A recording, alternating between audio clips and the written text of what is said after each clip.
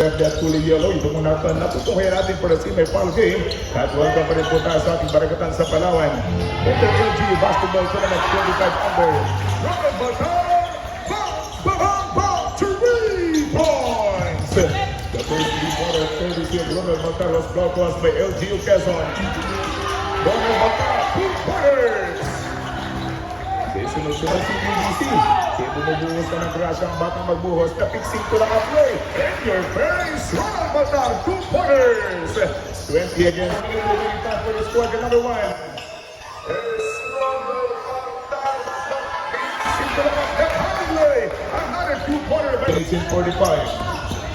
Wala pa rin mawit. Mga kaibigan, Ronald Batar. That's a try.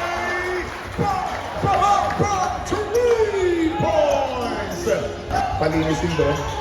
We have only 2 minutes and 45 seconds remaining time for the second quarter. Ronald Batar, he threw the basketball. And a very perfect